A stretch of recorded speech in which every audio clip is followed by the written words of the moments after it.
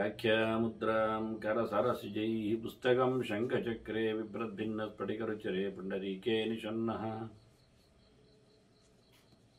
अम्लानश्रीरमृतविशतेरंशुभिप्लावयन्मामाविर्भूयादनगमहिमा मानसे वागधीशः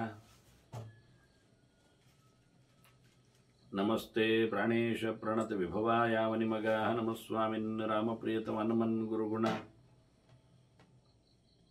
नमस्तुभ्यं भीम प्रबलतमकृष्णेष्ट भगवन् नमः श्रीमन्मध्वप्रदिश सुदर्शन्नो जय जय श्री गुरुभ्यो नमः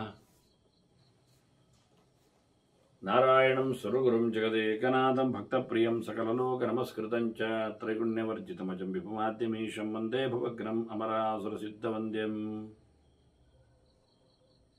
नारायणं नमस्कृत्य नरं चैव नरोत्तमं देवीं सरस्वतीं व्यासं ततो जयमुदीरये ವೇದವ್ಯಾಸರ ಮಹಾಭಾರತದ ಚಿಂತಕರಿಗೆ ವಂದನೆಗಳು. ಶಾಂತಿ ಪರ್ವದ 182ನೇ ಪ್ರವಚನ. ಆಕ್ಷೇಪ ಮಾಡಿದೆ ಇಲಿ ತನ್ನ ಅಶನಕ್ಕಾಗಿ ಆಹಾರಕ್ಕಾಗಿ ಬೆಕ್ಕು ಮಾತಾಡ್ತಾ ಇದೆ, ಕರಿತಾ ಇದೆ, ಪ್ರೀತಿಯ ಒಡ್ಡೋಲಗ ತೋರಿಸಿದೆ ಅಂತ ತುಂಬ ಬೇಸರ ಪಟ್ಟಿದೆ ಬೆಕ್ಕು. ಹೇಳುತ್ತದೆ, ಇಲ್ಲ ಹಾಗೇನಲ್ಲ, ನನ್ನ ಪ್ರಾಣವನ್ನು ಉಳಿಸಿದ ನಿನಗೆ ನಿಜವಾಗಿಯೂ ನನ್ನ ಪ್ರೀತಿ ಅಂತ ನಾನು ಮರ್ಯಾದೆ ಹೋಗಿ ಸಾಯ್ತಾ ಇದ್ದೆ ಅಂತ ಹೇಳಿಕೊಳ್ಳುವಷ್ಟರ ಮಟ್ಟಿಗೆ ಬೆಕ್ಕು ತನ್ನನ್ನು ತೋಡಿಕೊಂಡಿದೆ. ಸತ್ಯವೋ ಸುಳ್ಳೋ ಮಾತಾಡಿದೆ ಎನ್ನುವುದಂತೂ ಸತ್ಯ. ಹೀಗಾಗಿ ಇಲ್ಲಿಗೆ ಮತ್ತು ಮಾತು ಮುಂದುವರಿಸುವ ಯೋಗ್ಯತೆ ಇದೆ. ಹೇಳುತ್ತದದು, ಆಗಲಿ, ಚೆನ್ನಾಗಿದೆ, ನಿನ್ನನ್ನು ನಾನು ಬಹಳಷ್ಟು ತಪ್ಪಾಗಿ ಹೇಳಿದೆ ಅಂತ ನೀನು ಭಾವಿಸಿ ನನ್ನನ್ನು ಒಳ್ಳೆಯವ ಅಂತ ಹೇಳಿಕೊಂಡೆ, ಆಗಲಿ, ಆದರೆ ನೀನು ಒಳ್ಳೆಯವನೇ ಆಗಲಿ, ಆಯ್ತಾ, ಒಳ್ಳೆ ಅಭಿಪ್ರಾಯ ಉಳ್ಳವನು, ಸಾಧು ಭವಾನ್ ಕೃತಾರ್ಥೋಸ್ತಿ, ನೀನು ನಾನು ನಿನಗೆ ಸೇವೆ ಮಾಡಿದ್ದೇನೆ, ನನಗೆ ಸಹಾಯ ಮಾಡಿದ್ದೇನು ಸತ್ಯ, ಕೃತಾರ್ಥೋಸ್ಮಿ, ನಾನು ಖುಷಿಯನ್ನು ಪಟ್ಟಿದ್ದೇನೆ ನಿನ್ನ ಮಾತಿಗೆ. ಆದರೆ ಪ್ರಿಯೇಚನಚ ವಿಶ್ವಾಸ, ನಿನ್ನ ಎಷ್ಟು ಪ್ರೀತಿಯ ಮಾತಾದರೂ ನಿನ್ನ ಮೇಲೆ ನನಗೆ ವಿಶ್ವಾಸ ಇಲ್ಲ. ಮಾತು ಹಾಗಿದೆ, ವಿಶ್ವಾಸ ಮಾಡಬಾರ್ದು ಅಂತಲೇ ಮಾತು ಇದೆ, ನಾನು ವಿಶ್ವಾಸ ಇಡುವುದಿಲ್ಲ. ನಿನ್ನ ಹೊಗಳಿಕೆ ಮಾತು ಕೇಳಲಿ, ಅದು ನೀನೇನು ಬೇಕಾದರೂ ಕೊಡಲಿಕ್ಕೆ ಅಂತ ಬೇಕಾರವ, ಸಂಸ್ಥವೇ ಇರುವ ಧನೋಗೆ ಇರುವ ನಾಹಂ ಶಕ್ಯ ಪುನಃ ತ್ವಯ, ನಾನು ನಿನಗೆ ಮತ್ತೆ ಸಿಗ್ತೇನೆ ಅಂತ ತಿಳ್ಕೊಳ್ಬೇಡ, ನಾನು ಬರುವುದಿಲ್ಲ.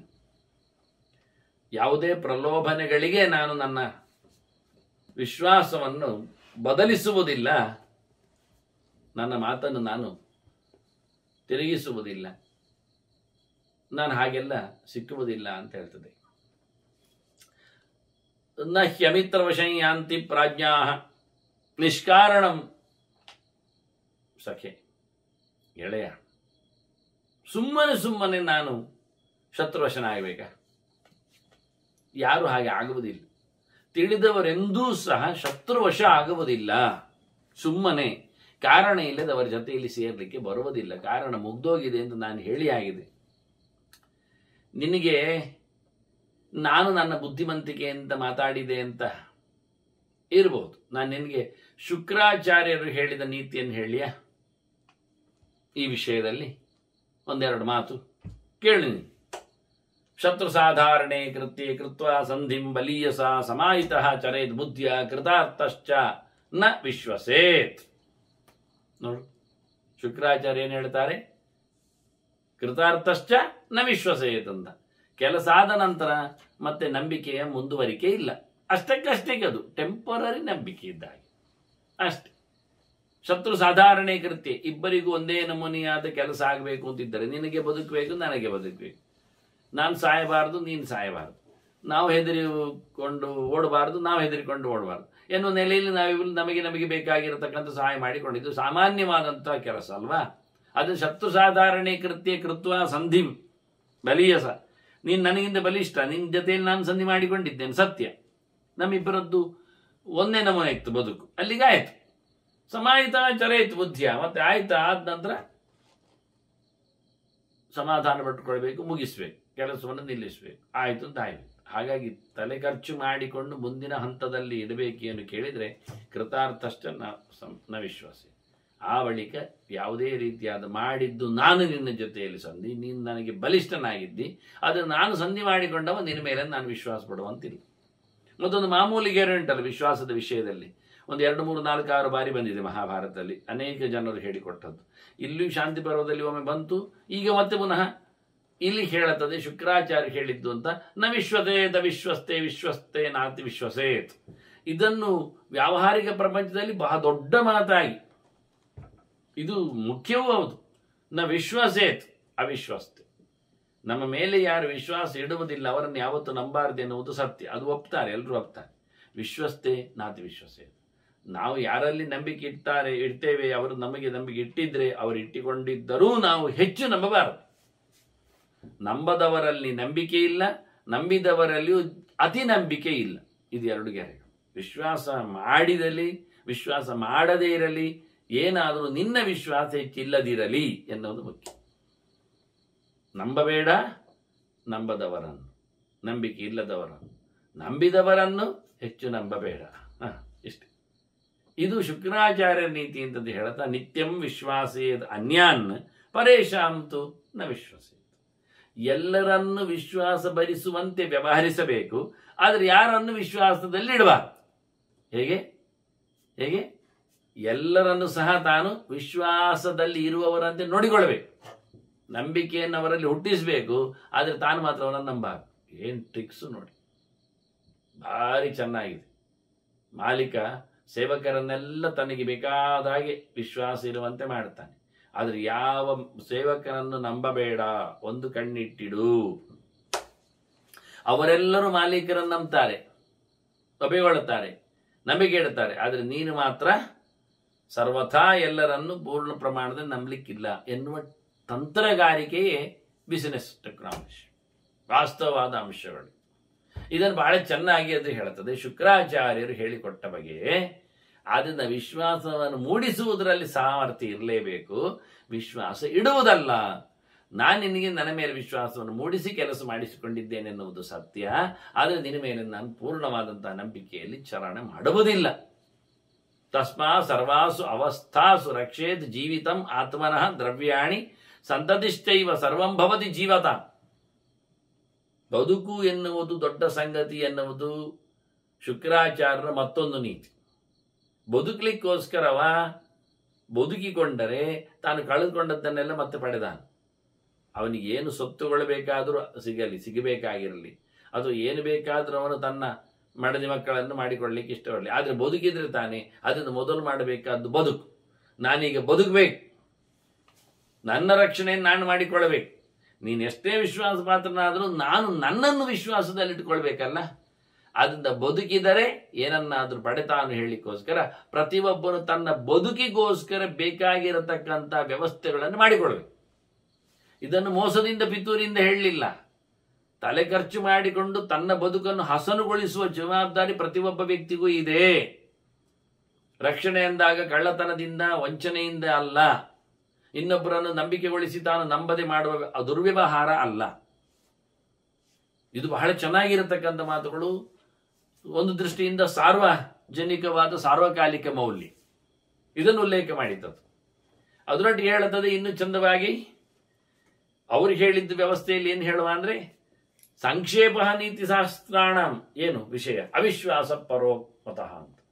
ಎಲ್ಲಾ ನೀತಿಶಾಸ್ತ್ರಗಳ ರಾಜನೀತಿಗಳ ಒಟ್ಟು ಅಂದದಲ್ಲಿನ ಸಾರ ಏನು ಅಂತ ಹೇಳಿಯ ಸಂಕ್ಷೇಪವಾಗಿ ಹೇಳೋದಾದ್ರೆ, ನೀತಿಶಾಸ್ತ್ರಗಳ ಒಕ್ಕೊರಳವಾದ ಸಾರ ಏನು ಕೇಳಿದ್ರೆ ಅವಿಶ್ವಾಸ ಅಂತ ಅರ್ಥ. ನಂಬಬೇಡ, ಇಷ್ಟೇ ನೀತಿಶಾಸ್ತ್ರಗಳ ಒಟ್ಟು ಸಾರ. ಯಾರನ್ನು ಪೂರ್ಣ ಪ್ರಮಾಣದಲ್ಲಿ ಎಂದಿಗೂ ನಂಬಬೇಡ ಅಂತ. ಇದು ವ್ಯವಹಾರ ಮಾಡಿಕೊಳ್ಳಿಕ್ಕೆ. ನಾವು ಕಣ್ಮುಚ್ಚಿಕೊಂಡು ನಂಬಿ ವ್ಯವಹಾರ ಮಾಡಿದರೆ ಎಲ್ಲಿ ಹೊಂಡಕ್ಕೆ ಬಿಡುತ್ತೇವೆ ಗೊತ್ತಿಲ್ಲ. ಅವರು ಅದನ್ನು ದುರುಪಯೋಗ ಪಡಿಸಬಹುದು. ಇವರು ಯಾವತ್ತೂ ಶ್ರದ್ಧೆಯಿಂದ ಇರ್ತಾರೆ ಪ್ರತಿಯೊಂದು ವಿಷಯದಲ್ಲಿ ಹೇಳಿ ಆ ನಮ್ಮ ಶ್ರದ್ಧೆಯನ್ನೇ ನಂಬಿಕೆಯನ್ನೇ ಅವರು ಅದನ್ನು ಕ್ಯಾಶ್ ಮಾಡುತ್ತಾರೆ, ದುರುಪಯೋಗಪಡಿಸ್ತಾರೆ. ಆದ್ರಿಂದ ಸುಮ್ಮನೆ ಯಾವ ಕಾಲದಲ್ಲಿಯೂ ಅತಿರೇಕವಾಗಿ ಯಾರನ್ನು ನಂಬಬೇಡ. ಎಷ್ಟು ಚೆನ್ನಾಗಿ ಉಂಟಲ್ಲ ವ್ಯವಹಾರದಲ್ಲಿ. ಇವತ್ತು ನಾವೆಷ್ಟು ನಂಬಿಕೆಯಿಂದ ಎಷ್ಟನ್ನೆಲ್ಲ ಸಹಾಯ ಮಾಡ್ತೇವೆ, ದುಡ್ಡು ಕೊಡುತ್ತೇವೆ, ಸಾಲ ನೀಡ್ತೇವೆ, ಮತ್ತೆಲ್ಲ ಕಳ್ಕೊಳ್ತೇವೆ. ನಮಗದು ಮತ್ತು ಪುನಃ ವಿಶ್ವಾಸ ಭಂಗ ಆಗುತ್ತದೆ ಎನ್ನುವ ಅರ್ಥವೇ ಆಗುವುದಿಲ್ಲ. ಸಾಧು ಸಜ್ಜನರ ಒಂದು ಸಂಗತಿಯೇ ಹಾಗಿರುತ್ತದೆ, ನಂಬಿಬಿಡುವುದು ಅಂತ. ಇದು ವೇದಾಂತ ಸಿದ್ಧಾಂತದಲ್ಲಿ ಒಂದು ದೊಡ್ಡ ಪ್ರಮೇಯ. ಅಂದರೆ ಪ್ರಾಮಾಣ್ಯ ಚಿಂತನೆ, ಒಪ್ಪಬೇಕು ಬಿಡಬೇಕು ಅಂತ ಅರ್ಥದಲ್ಲಿ. ಅವ್ರು ಹೇಳೋದೇನಿಗೆ ಗೊತ್ತುಂಟು, ಯಾವಾಗ ತೊಂದರೆ ಬಂತು ಆವತ್ತು ಒಪ್ಪುವುದು ಬಿಡುದು. ಅದ್ರ ಜೊತೆಗೆ ಸ್ವತಃ ಪ್ರಾಮಾಣ್ಯವಾದ ಅಂತ ಅರ್ಥ. ಪರತಃ ಪ್ರಾಮಾಣ್ಯವಾದ, ಸ್ವತಃ ಸಹಜವಾಗಿಯೇ ಒಪ್ಪುವುದು. ತೊಂದರೆ ಬಿದ್ದಾಗ ಅವರನ್ನು ಬಿಡುವುದು. ಪ್ರತಿಯೊಬ್ಬ ವ್ಯಕ್ತಿಯು ನಮಗೆ ಪ್ರಾಮಾಣಿಕ, ಒಳ್ಳೆಯವ. ಅವನು ಗಲಾಟೆ ಮಾಡಿದ್ರೆ ಅನ್ನೇ ಮಾಡಿದಾಗ ಅವನು ಬೆಪ್ಪ, ಹಾಳವ, ಮೂಢ, ದಡ್ಡ, ಸರಿ ಇಲ್ಲದ. ಅದರಿಂದ ಬಸ್ ಹತ್ತುವಾಗ ನಮಗೆ ಪ್ರಾಮಾಣ್ಯ ಬುದ್ಧಿ ಇರ್ತದೆ, ಇವ ಚೆನ್ನಾಗಿ ನಡೆಸ್ತಾನೆ ಅಂತ. ಅವನು ಎಲ್ಲಿಯಾದರೂ ಹತ್ತಿದ ಬಳಿಕ ಅಡ್ಡಾದಿಡ್ಡಿಯೋ ರ್ಯಾಶೋ ಡ್ರೈವ್ ಮಾಡಿದರೆ ನಮಗೆ ಗೊತ್ತಾಯ್ತು ಇವ ಸಮಯ ಇಲ್ಲ, ಇಳಿಬೇಕು ಕೆಳಗೆ ಅಂತ. ಹಾಗೆ ಸೀದಾ ಹತ್ತಿದ ಒಂದು ಸೀಟಲ್ಲಿ ಕೂತ ಪ್ರಾಮಾಣಿಕನಾಗಿ, ಯಾವುದೊಬ್ಬ ಕೂತಿದ್ದ, ಅವನ ಶುರು ಮಾಡಿದರೆ ಕೀಟಲ್ಲಿ ಶುರು ಮಾಡಿದರೆ ಮೇಗೆ ತಾಗುವುದು, ಬೇಕಂದಲೇ ಅಲ್ಲಾಡಿಸುವುದು, ಮುಟ್ಟುದು, ದುಡಿದು ಮಾಡಿದರೆ ಅಲ್ಲಿಂದ ಹೇಳಿ ಬೇರೆ ಕಡೆಗೆ ಹೋಗುದು. ಅದನ್ನ ಮೊದಲು ಎಲ್ಲರನ್ನು ನೋಡಿಕೊಂಡು ಇವು ಎಲ್ಲ ಯಾರು ಸಮ ಇದ್ದಾರೆ ಇಲ್ವೋ, ನನ್ನ ಮೇಲೆ ಬೀಳ್ತಾರೇನೋ, ಕೂತ್ನಂತ ದುಡ್ತಾರೇನೋ ಅಂತ ಯೋಚನೆ ಮಾಡಿಕೊಂಡು ಕೂತ್ರೆ ಪ್ರಯೋಜನ ಇಲ್ಲ. ಒಂದು ಕಡೆ ಕೂತ್ಕೊಳ್ಳೋದು, ಅವು ದುಡ್ಲಿ ಶುರು ಮಾಡಿದರೆ ಮತ್ತೊಂದು ಕಡೆ ಹೋಗೋದು. ಹಾಗೆ ಮೊದಲಿಗೆ ಪ್ರಾಮಾಣ್ಯ. ನಾವು ರಸ್ತೆಗೆ ಕಾಲಿಡುವಾಗಲೇ ಇನ್ನು ವಾಹನಗಳೆಲ್ಲ ಅಡ್ಡಾದಿಡ್ಡಿ ಬಂದು ಮೈ ಮೇಲೆ ಹೋಗಿಬಿಟ್ರೆ ಹೇಗೆ ಅಂತ ಕೇಳಿಕೊಂಡು ನಾವು ಹೋಗುವುದೇ ಇಲ್ಲ ಹೇಳಿದರೆ ಕೆಲಸವೇ ಆಗೋದಿಲ್ಲ. ಊಟ ಮಾಡುವಾಗ ಎಂತ ಮಾಡಿದ್ದಾನೇನೋ, ವಿಷಗಳನ್ನೆಲ್ಲ ಹಾಕಿ ಬಿತ್ತಿ ಬೆಳೆಸಿದ್ದಾನೇನೋ, ಅದಕ್ಕೆ ಫರ್ಟಿಲೈಸರ್ ಹಾಕುವಾಗೆಲ್ಲ ಹಾಳು ಹಾಕಿದ್ದಾನೇನೋ ಹೇಳಿಕೊಂಡು ಊಟ ಮಾಡದಿದ್ದರೆ ಬದುಕಲಿಗುಂಡ. ಮೊದಲು ತಗೊಂಡು ನೋಡುವುದು, ತಿನ್ನು ನೋಡುವುದು, ಹೊಟ್ಟೆ ಹಾಳಾದರೆ ನಾಳೆಯಿಂದ ಅದನ್ನು ಬಿಡುವುದು, ಬೇರೆಯನ್ನು ಉಪಯೋಗಿಸು. ಇದು ಸ್ವತಃ ಪ್ರಾಮಾಣ್ಯವಾದ, ಮತ್ತೆ ಅಪ್ರಾಮಾಣ್ಯವಾದಂತಹ ಯೋಚನೆ ಅಂತ. ಇದು ಸಿದ್ಧಾಂತದಲ್ಲಿ ಇರತಕ್ಕ ಕ್ರಮ. ಇದನ್ನು ಒಪ್ಪದವರು ಇದ್ದಾರೆ. ಮೊದಲು ಯಾವತ್ತು ದುಷ್ಟದೃಷ್ಟಿಯಿಂದಲೇ ನೋಡಿ, ಸಂಶಯಕತೆಯಿಂದಲೇ ಯೋಚನೆ ಮಾಡಿ, ಅವನಲ್ಲಿ ಪ್ರಾಮಾಣ್ಯ ಬುದ್ಧಿ ಹುಟ್ಟಿದರೆ ಮತ್ತೆ ನೀವು ಪ್ರಾಮಾಣಿಕವಾಗಿ ವ್ಯವಹರಿಸಿ. ಇದು ಸಾಧ್ಯ ಆಗುವುದಿಲ್ಲ. ಎಲ್ಲವನ್ನು ಸಂಶಯದ ದೃಷ್ಟಿಯಿಂದ ನೋಡಿಕೊಂಡು ಬರುವುದು ಆಗದ ಮಾತುಗಳು. ಯಾವ ವ್ಯಕ್ತಿಯನ್ನು ಮೊದಲು ಸಂಶಯದಿಂದ ಕಾಣುವಂಥದ್ದು ನಿಜವಾಗಿ ಹಾರ್ಟ್ಲಿ ಆಗತಕ್ಕ ಸಂಗತಿ ಇಲ್ಲ, ಸಾಕ್ಷಿಯಾಗಿ ಹೇಳುವುದಿಲ್ಲ. ಅದನ್ನು ನಿಜವಾಗಿ ಸ್ವತಃ ಪ್ರಾಮಾಣ್ಯವಾದವೇ. ಆದ್ದರಿಂದ ನಂಬಿ ಬಿಡ್ತಾನೆ, ತೊಂದರೆ ಬಂದಾಗ ಅದನ್ನು ಬಿಟ್ಟುಕೊಡ್ತಾನೆ. ಸಾಲ ಕೊಡ್ತಾನೆ, ಮರುಪಾವತಿ ಆಗುವುದು ವಿಳಂಬ ಆದಾಗ ಮತ್ತಿನ್ನು ಕೊಡುವುದನ್ನು ನಿಲ್ಲಿಸ್ತಾನೆ. ಇಲ್ಲ ಆದರೆ ಈ ಲೋಕದಲ್ಲಿ ಸಾಲದ ವ್ಯವಸ್ಥೆ ಇರಲಿಕ್ಕಿಲ್ಲ, ಸಹಾಯದ ಕಥೆ ಇರಲಿಕ್ಕಿಲ್ಲ. ನಾನು ಸಹಾಯ ಮಾಡ್ತೇನೆ, ನಾನು ಉಪದ್ರವ ಮಾಡಿದ್ರೆ ಅಂತ ಯೋಚನೆ ಮಾಡಿದರೆ ಒಬ್ಬರಿಗೊಬ್ಬರಿಗೆ, ಮನೆ ಮಂದಿಗೆ, ಜನಜಂಗುಳಿಗೆ. ಆದರೆ ವ್ಯವಹಾರ ಪ್ರಪಂಚದಲ್ಲಿ ಅಂದಾಗ ಶುಕ್ರನ ನೀತಿ ಅಂತ ಕೇಳಿ, ನಾನು ಬೃಹಸ್ಪತಿ ನೀತಿ ಅಲ್ಲ, ದೈತ್ಯ ಗುರುಗಳ ನೀತಿ ಏನು ಕೇಳಿದರೆ ನಂಬಬೇಡಿ, ವಿಶ್ವಾಸ ಇಡಬೇಡಿ ಅಂತ ಹೇಳಿದ್ರು. ಈಗ ಅವಿಶ್ವಾಸ ಶಬ್ದದಲ್ಲಿ ಅರ್ಥ ವಿಶ್ವಾಸ ಇಲ್ಲ ಎನ್ನುವುದಷ್ಟೇ ಅರ್ಥ ಅಲ್ಲ, ಅದೊಂದು ವಿಷಯ. ಇದೊಂದು ಹೇಳುವ ಕ್ರಮವಾಗಿ ಅತಿ ಇಲ್ಲ ವಿಶ್ವಾಸ ಅಂತ ಅರ್ಥ. ಅದು ಹೇಗೆ ಬಂತು ಕೇಳಿದ್ರೆ, ಈಗ ಹೊಟ್ಟೆ ಇಲ್ಲದ ಹುಡುಗಿ ಅಂತ ಹೇಳ್ತಾರೆ, ಹಾಗೊಂದು ಇರ್ತದ. ಸೊಂಟದ ನಂತರದಲ್ಲಿ ಎದೆಯ ಮಧ್ಯದಲ್ಲಿ ಎಂದು ಖಾಲಿ ಇರ್ತದ, ಅದು ಬ್ಲ್ಯಾಂಕ್. ಹಾಗಲ್ಲ. ಅನುದರಾ ಕನ್ಯಾ ಅಂದ್ರೆ ಹೊಟ್ಟೆ ಇಲ್ಲದ ಹುಡುಗಿ ಹೇಳಿದ್ರೆ ಹೊಟ್ಟೆ ಕಂಡಾಬಟ್ಟೆ ಇಲ್ಲ, ಬಹಳ ತೆಳ್ಳಗಿದೆ ಅಂತ ಅರ್ಥ, ಬಹಳ ಚಂದವಾಗಿ ಸಣ್ಣದಾಗಿದೆ ಅಂತ. ಅಂದ್ರೆ ಏನಾಯ್ತು, ಅನುದರಾ ಕನ್ಯಾ ಅಂದ್ರೆ ಈಶದುದರ ಅಂತ ಅರ್ಥ, ಕಮ್ಮಿ ಇದ್ದವಳು ಅಂತ ಅರ್ಥ. ಹಾಗಾದ್ರೆ ಇಲ್ಲೇ ಹೇಳುವುದಕ್ಕೆ ಅರ್ಥ ಏನು ಕೇಳಿದ್ರೆ, ಅವನೆಂತ ಮಾರಾಯ ಬಡವ, ದುಡ್ಡೇ ಇಲ್ಲ ಅಂದ್ರೆ ದುಡ್ಡೇ ಇಲ್ಲ ಅಲ್ಲ. ಪರ್ಸ್ ಉಂಟು ಅವನಲ್ಲಿ, ಬ್ಯಾಂಕ್ ಅಕೌಂಟ್ ಉಂಟು, ದುಡ್ಡು ಇರ್ತದೆ, ಆದ್ರೆ ಬೇಕಾದಷ್ಟು ಇಲ್ಲ ಅಂತ ಅರ್ಥ, ಕಮ್ಮಿ ಉಂಟು ಅಂತ. ಕಮ್ಮಿ ಉಳ್ಳದ್ದಕ್ಕೆ ಇಲ್ಲ ಹೇಳುವುದು ಕ್ರಮ, ಅದು ಮಾಮೂಲಿ. ಆದ್ರಿಂದ ವಿಶ್ವಾಸ ಬಿಡಿ ಅಂತ ವಿಶ್ವಾಸ ಇಲ್ಲ ಹೇಳಿದ್ರೆ ಪೂರ ವಿಶ್ವಾಸ ಇಲ್ಲ ಅಂತ ಅರ್ಥ, ಅತಿ ವಿಶ್ವಾಸ ಇಲ್ಲ ಅಂತ ಅರ್ಥ. ಒಂದು ದೃಷ್ಟಿಯಿಂದ ಓರೆ ಕಣ್ಣಿನಲ್ಲಿ ನೋಟ ಇದೆ, ಒಂದು ಪಾಯಿಂಟ್ ಇರ್ತದೆ ಅಂತ, ಒಂದಿಷ್ಟು ಪರ್ಸೆಂಟ್. ಹೀಗೂ ಅರ್ಥದಲ್ಲಿಯೂ ಆ ವಿಶ್ವಾಸದ ಗೆರೆಯನ್ನು ಅರ್ಥ ಮಾಡಲಿಕ್ಕೆ ಬರ್ತದೆ. ಏನಲ್ಲ ಆದರೂ ಶುಕ್ರರ ನೀತಿ ಅಂತ ಹೇಳಲಿಕ್ಕೆ ಬರ್ತದೆ. ಅಲ್ಲ ಅಂತಾದ್ರೆ ಇದು ವ್ಯವಹಾರಗಳಲ್ಲಿ, ಪ್ರಪಂಚದಲ್ಲಿ, ರಾಜರಲ್ಲಿ, ಸಂಧಿ ವಿಗ್ರಹಗಳಲ್ಲಿ, ಶತ್ರು ವಿಷಯದಲ್ಲಿ ಅರ್ಥ ಮಾಡಲಿಕ್ಕೆ ಬರ್ತದೆ. ಒಟ್ಟಾರೆ ಇಡೀ ಈಗ ಇದನ್ನು ಕನ್ಕ್ಲೂಡ್ ಮಾಡುವಾಗ ಈ ಗೆರೆಯಲ್ಲಿ ಎಲ್ಲರಿಗೂ ಅಂತಲೇ ಹೇಳ್ತಾರೆ, ಇಲ್ಲೇನಲ್ಲ. ಸಂಕ್ಷೇಪವಾಗಿ ನೀತಿಶಾಸ್ತ್ರದ ಸಾರಿಯನ್ನು ಕೇಳಿದ್ರೆ ಅವಿಶ್ವಾಸ ಅಂತ ಹೇಳಿದ್ರು, ಸತ್ಯ ಹೇಳಿದ್ರು. ನೃಷು ತಸ್ಮಾತ್ ಅವಿಶ್ವಾಸ ಪುಷ್ಕಲ ಮಿತಮಾತ್ಮನಃ ಅಂತ ಹೇಳ್ತದೆ. ಇವನಿಗೆ ಗ್ಯಾರಂಟಿ ತುಂಬಾ ಒಳ್ಳೇದಾಗುದಾದ್ರೆ ಮನುಷ್ಯರು ನಂಬದಿರುವುದೇ ಚಂದ ಅಂತ ಹೇಳಿಬಿಡ್ತಾರೆ.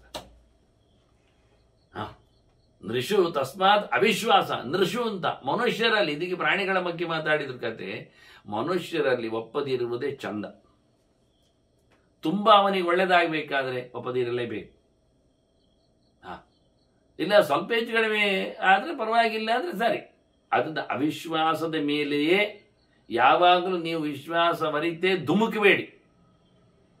ಅವಿಶ್ವಾಸದ ಮುಖಗಳಲ್ಲೇ ವ್ಯವಹಾರವನ್ನು ನಡೆಸಿ, ಆಗ ನಿಮಗೆ ಗೊತ್ತಾಗ್ತದೆ ಅಂತ ಹೇಳಿ, ಇದು ಶುಕ್ರನ ರಾಜನೀತಿಯ ಕತೆ ಅಂತ ಹೇಳುತ್ತಾ ಏನಾಗ್ತದೆ ಗೊತ್ತುಂಟ, ನಾವು ಹೆಚ್ಚಾಗಿ ನಂಬಿ ಹೋದ್ರೆ ವದ್ಯಂತೆ ನ ಹ್ಯವಿಶ್ವಾಸಾ ಶತ್ರುವಿಹಿ ದುರ್ಬಲಾಪಿ.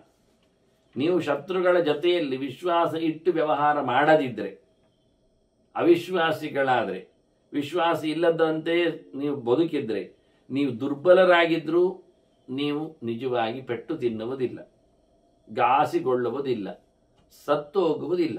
ಆದರೆ ನೀವು ವಿಶ್ವಾಸ ಇಲ್ಲದೆ ಇದ್ದದ್ದರಿಂದಲೇ ಶತ್ರುಗಳಿಂದ ನೀವು ಬಿದ್ದುಕೊಳ್ಳಿಲ್ಲ, ಸಿಕ್ಕಿಬೀಳಲಿಲ್ಲ. ನೀವು ದುರ್ಬಲರಾಗಿದ್ರು, ಬಲಿಷ್ಠರಾಗಿದ್ರೂ ಸಹ ವಿಶ್ವಾಸ ಇಡ್ಲಿಕ್ಕೆ ಹೋಗಿ ಶತ್ರುಗಳಿಂದ ಬಿದ್ದವರೇ ಹೆಚ್ಚು ಜನ ಇರು. ಇದು ಮುಖ್ಯ ಅಂತ. ವಿಶ್ವಸ್ತಾಹ ತೇಷು ವದ್ಯಂತೆ.